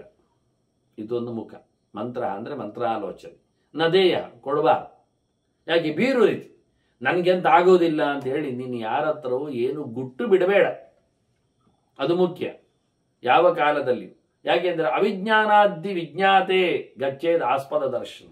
ಒಂದೊಮ್ಮೆ ನಿನ್ನ ಅವಿವೇಕತನದಿಂದ ಅದೊಂದೊಮ್ಮೆ ಉಳಿದವರಿಗೆ ಗೊತ್ತಾಗಿ ಬಿಟ್ರೆ ಖಂಡಿತವಾಗಿ ಪೆಡು ತಿಂತಿ, ಕಷ್ಟ ಆಗ್ತದೆ. ಕಷ್ಟ ತಪ್ಪಿಸಲೋಸಿಗೆ ಯಾವ ಕಾಲದಲ್ಲಿಯೂ ಯಾರಿಗೂ ನಿನ್ನ ರಹಸ್ಯ ಏನು, ನಿನ್ನ ವ್ಯವಸ್ಥೆ ಏನು, ಸಂಧಿಯ ವಿಗ್ರಹವ ಯಾವ ಕಾಲದಲ್ಲಿ ಎಷ್ಟರವರೆಗೆ ಯಾರ ಜೊತೆಯಲ್ಲಿ ಏನು, ಯಾವುದೇ ಮಂತ್ರಾಲೋಚನೆ ರಾಜಕೀಯದ ವ್ಯವಸ್ಥೆಯಲ್ಲಿ ಯಾವತ್ತು ರಹಸ್ಯವನ್ನು ಹೇಳುವ. ನಮ್ಮ ದೇಶದಲ್ಲೊಮ್ಮೆ ಬಹಳಷ್ಟು ದುಡ್ಡುಗಳ ಕಳ್ಳ ನೋಟುಗಳ ಹಿಡಿಲಿಕ್ಕೋಸ್ಕರ ಇನ್ನೇನೊಂದು ತಿಂಗಳಲ್ಲಿ ನಾನು ಅದನ್ನು ನಿಲ್ಲಿಸ್ತೇನೆ ಅಂತ ಹೇಳಿ ಪೂರೈಕೆ ಮಾಡುವ ಕಥೆಯಲ್ಲಿ ದೊಡ್ಡ ಮಾತು ದೊಡ್ಡವರಿಂದ ಬಂದೋಯ್ತು. ಆದರೆ ಇನ್ನೊಂದು ತಿಂಗಳು ಅಂತ ಹೇಳಿದ್ದರಿಂದ ಅಷ್ಟೊತ್ತಿಗೆ ಒಳಗಿಂದ ಎಲ್ಲ ಪಿತೂರಿ ನಡೆಸಿ ಆಯಿತು. ಗೊತ್ತಿದ್ದವರೇ ಗೊತ್ತಿದ್ದ ಪಿತೂರಿಯನ್ನು ಮಾಡಲಿಕ್ಕೆ ಹೋಗಿ ಅಷ್ಟು ದೊಡ್ಡ ಮಟ್ಟದಲ್ಲಿ ನಮಗೆ ಕಳ್ಳರ ನೋಟುಗಳು ಸಿಗಲಿಲ್ಲ. ಆದರೂ ತುಂಬ ಮುಂದುವರಿದೆ ವ್ಯವಸ್ಥೆಯನ್ನು ಮಾಡಲಿಕ್ಕೆ ಆಯಿತು. ಇರಲಿ. ಅದರಿಂದ ಯಾವ ಕಾಲದಲ್ಲಿಯೂ ಸಹಜವಾದ ಅದಕ್ಕೆ ಸಂಬಂಧಪಟ್ಟ ಖಾತೆಯಲ್ಲಿಯೂ ರಹಸ್ಯವನ್ನು ಉದ್ಘಾಟನೆ ಮಾಡಲಿಕ್ಕಿಲ್ಲ. ಪಟಕ್ ಒಮ್ಮೆಲೆ ನಾಳೆಯಿಂದಲೇ ಇಲ್ಲ ಹೇಳುವ ಹಾಗೆ ಅಷ್ಟು ಖಡಕ್ಕಾಗಿ ವ್ಯವಸ್ಥೆ ಮಾಡಿಕೊಂಡ್ರೆ ಮಾತ್ರ ನಾವು ಬಹಳಷ್ಟು ಜೋರಾಗಿ ಮಾಡಲಿಕ್ಕಾಗ್ತದೆ. ಇದೆಲ್ಲ ಭೀಷ್ಮರ ಮಾತುಗಳು ಬಹಳ ಚೆನ್ನಾಗಿ ಧರ್ಮರಾಜನಿಗೆ. ನೋಡು ಮಹಾರಾಯ, ಯಾವ ಕಾಲದಲ್ಲಿ ಇನ್ನೊಬ್ಬರಿಗೆ ತಿಳಿವಾಗಿರಬಾರದು, ಅಷ್ಟು ಸ್ಪಷ್ಟ ಇರಬೇಕು ಅಂತ. ಕಾರ್ಯಾಣಾಂ ಗುರುತಾಂ ಜ್ಞಾತ್ವಾ ನಾದೃತಃ ಕಿಂಚಿದಾಚರೇತ್. ಕೆಲಸದ ದೊಡ್ಡತನವನ್ನು, ಅದರ ಭಾರವನ್ನು, ಅದರ ಹಿರಿತನವನ್ನು, ಅದರ ವಿಶೇಷತೆಯನ್ನು ಕಂಡು ಯಾವ ಕಾಲದಲ್ಲಿಯೂ ಅದನ್ನು ಹೇಗೆ ನಡೆಸಬೇಕು ನೋಡಿಕೊಂಡು ಯಾರಿಂದಲೂ ಯಾವುದಕ್ಕೂ ಪ್ರೀತಿ ವಿಶ್ವಾಸಕ್ಕೆ ನೆಲೆಗೊಂಡು ಕೆಲಸ ಮಾಡಲಿಕ್ಕೆ ಹೋಗ್ಬಾರ್ದು. ಆದರ ಅಂದ್ರೆ ಆದರ ಪ್ರಿಯ ಮುಚ್ಚೆತ್ಕಮ್ ಅಂತ. ಆದೃತ ಅಂದ್ರೆ ಪ್ರೀತಿಗೆ ಬಿದ್ದು ಅಂತ ಅರ್ಥ. ಯಾವುದೋ ಒಂದು ಪ್ರೀತಿಗೆ, ಸೆಳೆತಕ್ಕೆ, ಪ್ರಿಯತ್ವಕ್ಕೆ ಬಲಿಯಾಗಿ ನೀನು ಏನು ಕೆಲಸ ಮಾಡ್ಲಿಕ್ಕೆ ಹೋಗಬೇಡ. ಒಂದು ಪ್ರಿಯ ಒಂದು ಅಂತ ಇಲ್ಲವೇ ಇಲ್ಲ. ಕಾರ್ಯವನ್ನು ನೋಡಿಕೊಂಡು ಕೆಲಸದ ಹೆಚ್ಚಳವನ್ನು, ದೊಡ್ಡತನವನ್ನು, ಅದರ ವೈಶಿಷ್ಟ್ಯವನ್ನು ತಿಳಿದುಕೊಂಡು ನೀನು ಯಾರೋದೊಂದು ಪ್ರೀತಿಗೆ ಬಲಿಯಾಗಿ, ಪ್ರಿಯತ್ವಕ್ಕೆ ಬಲಿಯಾಗಿ ಹೇಳಲಿಕ್ಕೆ ಬರಬೇಡ, ನಡೆಸಲಿಕ್ಕೆ ಹೋಗಬೇಡ. ಪ್ರೀತಿಯನ್ನು, ವಿಶೇಷವನ್ನು, ವಿಶ್ವಾಸವನ್ನು, ಆದರವನ್ನು ಇಟ್ಟುಕೊಂಡು ಎಲ್ಲಿಯೂ ಕೆಲಸ ಮಾಡಬಾರದು. ಉಪಲಭ್ಯಮತಿಂಚಾಗ್ರ್ಯಾಂ, ಬುದ್ಧಿಯನ್ನು ಉಪಯೋಗಿಸಬೇಕು. ದೊಡ್ಡ ಬುದ್ಧಿಯನ್ನು, ಗಟ್ಟಿ ಬುದ್ಧಿಯನ್ನು, ವಿವೇಕವನ್ನು, ತನವನ್ನು, ಏಕಾಗ್ರತನವನ್ನು ಉಪಯೋಗಿಸಿಕೊಳ್ಳಬೇಕು. ಯಾರಲ್ಲಿ? ಅರಿ ಮಿತ್ರಾಂತರಂತಥ. ಪ್ರತಿಯೊಂದು ಶತ್ರುವಾಗಲಿ, ಮಿತ್ರನಾಗಲಿ, ಮಧ್ಯಸ್ಥನೇ ಆಗಲಿ, ಅಥವಾ ಅವರಿಬ್ಬರಲ್ಲಿ ಇರತಕ್ಕ ಭೇದವೇ ಆಗಲಿ, ಅಥವಾ ಡಿಸ್ಟೆನ್ಸ್ ಆಗಲಿ, ವ್ಯತ್ಯಾಸವೇ ಆಗಲಿ, ಇದೆಲ್ಲವನ್ನು ಚೆನ್ನಾಗಿ ತಿಳ್ಕೊಂಡು ಸಂಧಿ ವಿಗ್ರಹ ಕಾಲವತ್ತು ಮೋಕ್ಷೋಪಾಯಂ ತಥಾಪದಿ, ಬೇಕಾದ ಬಿಡುಗಡೆಯ ವ್ಯವಸ್ಥೆ, ಸಂಧಿ ಮಾಡುವ ಕತೆ, ವಿಗ್ರಹ ಅಂದರೆ ಸಂಧಿ, ವಿಗ್ರಹ, ಮೋಕ್ಷೋಪಾಯ ಅಂದರೆ ಆ ಶತ್ರುವನ್ನು ಬಿಡಬೇಕು ಬೇಡವೋ, ತಪ್ಪಿಸಬೇಕೋ ಏನು, ಇದೆಲ್ಲ ವಿಷಯಗಳು ಬರ್ತವೆ. ಇದನ್ನೆಲ್ಲ ಬಹಳ ಚೆನ್ನಾಗಿ ತಿಳಿದು ಸಂಧಿ ಮಾಡಿಕೋ. ಸಮಾಹಿತ ಚರೇತ್ ಬುದ್ಧಿಯ. ಎಲ್ಲಿ ಸಂಧಿ ಮಾಡಲಿಕ್ಕುಂಟು, ಯಾರಲ್ಲಿ ವಿಗ್ರಹ ಮಾಡಲಿಕ್ಕುಂಟು, ಯಾರನ್ನು ಬಿಡುಗಡೆ ಮಾಡಲಿಕ್ಕುಂಟು, ಬಿಡುಗಡೆ ಉಪಾಯ ಹೇಗಿರ್ತದೆ, ಶತ್ರುವನ್ನು ಹಿಡಿಯುವುದು ಹೇಗೆ, ವಶ ಮಾಡುವುದು ಹೇಗೆ, ಇವನ್ನೆಲ್ಲ ಬಹಳ ಚೆನ್ನಾಗಿ ತಿಳಿದು ಸರಿಯಾಗಿ ಬುದ್ಧಿಯಿಂದ ವ್ಯವಹಾರ ಮಾಡಲಿಕ್ಕೆ, ಗಟ್ಟಿಯಾಗಿರ್ಲಿಕ್ಕೆ. ಬುದ್ಧಿಯಾ ಕೃತಾರ್ಥ ನಚ ವಿಶ್ವಸೇತ್ ಅಂತಾರೆ. ಸಮಾಹಿತ ಚರೇತ್ ಬುದ್ಧಿಯ ಕೃತಾರ್ಥ ನಚ ವಿಶ್ವಸೇತ್. ಕೆಲಸ ಮಾಡು, ಕೆಲಸ ಮುಗ್ದ ನಂತರ ವಿಶ್ವಾಸ ಕಳಕು. ಯಾರಲ್ಲಿಯೂ ಸಂಧಿ ಮಾಡು, ಸಮಯ ನೋಡು, ಆನಂತರ ಆದ ಬಳಿಕ ಮುಗಿಸಿಬಿಡು. ಒಟ್ಟಾರೆ ಹೇಗಿರಬೇಕು ಬದುಕು ಕೇಳಿದರೆ ಅವಿರುದ್ಧಾಂ ತ್ರಿವರ್ಗೇಣ. ಧರ್ಮಾರ್ಥ ಕಾಮಗಳಿಗೆ ಯಾವತ್ತೂ ತಪ್ಪಾರದು ನಮ್ಮದು ಬದುಕು. ಇದು ರಾಜರಲ್ಲಿರುವಂಥದ್ದು ತ್ರಿವರ್ಗ ಸೇವೆ. ಅವರಿಗೆ ಚತುರ್ವರ್ಗ ಚಿಂತಾಮಣಿ ಇಲ್ಲ, ಅಂದರೆ ಮೋಕ್ಷದ ಲೆಕ್ಕಾಚಾರ ಇಲ್ಲ. ರಾಜತನ ಬದುಕು ಅಂದರೆ ಪ್ರಜಾ ಆಡಳಿತಯೇ ದೊಡ್ಡ ಸಂಗತಿ, ಅಲ್ಲಿಯೇ ಕ್ಷೇಮ ಅವರಿಗೆ. ಹಾಗಾಗಿ ಧರ್ಮ ಅರ್ಥ ಕಾಮಗಳಿಗೆ ತಪ್ಪಿಲ್ಲದೆ ಬದುಕು. ಧರ್ಮ ಹಾಳಾಗಬಾರದು, ದುಡ್ಡು ತಪ್ಪಬಾರದು, ಬಯಕೆಗಳು ಈಡೇರದಂತೆ ಇರಬಾರದು. ಇದು ಮೂರನ್ನು ನೋಡ್ಕೊಳ್ಬೇಕು. ಎಂತಹ ಬಯಕೆಗಳು ಬೇಕು, ಎಷ್ಟು ದುಡ್ಡುಗಳಿರ್ತದೆ, ಎಷ್ಟು ಧರ್ಮಕಾರ್ಯಗಳನ್ನು ನಡೆಸಬೇಕು, ತ್ರಿವರ್ಗಕ್ಕೆ ವಿರೋಧ ಬಾರದಂತೆ. ಇನ್ನು ಜ್ಞಾನಭಕ್ತಿ ವೈರಾಗ್ಯ ಎನ್ನುವುದೊಂದು ವರ್ಗ ಉಂಟು, ಅದು ವೇದಾಂತ ವರ್ಗ, ಅದು ತ್ರಿವರ್ಗವೇ. ಇವುಗಳಿಗೆ ವಿರೋಧ ಆಗದಂತೆ, ಶುದ್ಧವಾದ ಜ್ಞಾನ ಮರೆಮಾಚದಂತೆ, ಭಗವಂತನ ಎಚ್ಚರ ತಪ್ಪದಂತೆ, ಲೋಕದಲ್ಲಿ ವೈರಾಗ್ಯವನ್ನು ತಾಳುವಂತೆ ಅವನು ತನ್ನ ಕೆಲಸವನ್ನು ಮಾಡಬೇಕು. ಭೋಗಕ್ಕೋಸ್ಕರ ರಾಜ ಇರುವುದಲ್ಲ, ವೈರಾಗ್ಯಕ್ಕಾಗಿ. ಲೋಕವನ್ನು ತಿಳ್ಕೊಂಡಲ್ಲಿ ದೇವರನ್ನು ಮರಿಲಿಕ್ಕಿಲ್ಲ, ದೇವರನ್ನು ಅರಿಬೇಕು. ಎಲ್ಲರನ್ನು ಪ್ರೀತಿಸಿದಂತೆ ಅಲ್ಲ, ಭಗವಂತನನ್ನು ಎಲ್ಲರೊಳಗಿನ ಭಗವಂತನನ್ನು ಪ್ರೀತಿಸಿ ಎತ್ತರದಲ್ಲಿ ದೇವರನ್ನು ಕಾಣಬೇಕು. ಈ ರೀತಿಯಾಗಿ ಬದುಕಿದರೆ ರಾಜ ಪ್ರಜೆಗಳಿಗೆ ಹಿತನಾಗ್ತಾನೆ. ಧರ್ಮವನ್ನು, ಅರ್ಥವನ್ನು, ಕಾಮವನ್ನು ಚೆನ್ನಾಗಿ ಉಪಯೋಗಿಸಿಕೊಂಡು ಅದರ ಮೇಲಿನ ತನ್ನ ಹಿಡಿತದಿಂದ ದೊಡ್ಡ ಧಾರ್ಮಿಕನಾಗಿ, ತುಂಬ ಅರ್ಥಪ್ರಧಾನನಾಗಿ, ತುಂಬ ಜನರ ಬಯಕೆಗಳನ್ನು ಈಡೇರಿಸುವವನಾಗಿ, ತನ್ನದು ಮಾತ್ರ ಅಲ್ಲ, ಅವನು ಬೆಳಿತಾನೆ, ಕೀರ್ತಿಯನ್ನು ಪಡಿತಾನೆ. ನೀತಿಮೇತಾಂ ಯುಧಿಷ್ಠಿರ ಅಭ್ಯುತ್ತಿಷ್ಟ. ನೋಡು, ಈ ರೀತಿಯಾಗಿ ಬದುಕು, ಇದು ನೀತಿ, ರಾಜನೀತಿ. ಹೀಗೆ ಈ ರೀತಿಯಾಗಿ ನೀನಿದ್ದರೆ, ಇದನ್ನು ನಡೆಸಿಕೊಟ್ಟರೆ ಬಹಳ ದೊಡ್ಡವನಾಗ್ತೀಯಾ ಅಂತ ಹೇಳ್ತಾರೆ. ಅದರೊಟ್ಟಿಗೆ ಇನ್ನೊಂದು ಕತೆ ಬಂತು, ಕಾಪಚ್ಚನ ಕತೆ. ಅವನು ಬಹಳ ದೊಡ್ಡ ಬೇಟೆಗಾರನಾಗಿದ್ದ ಅಂತ ನಾವು ಕೇಳಿಕೊಂಡೆವು.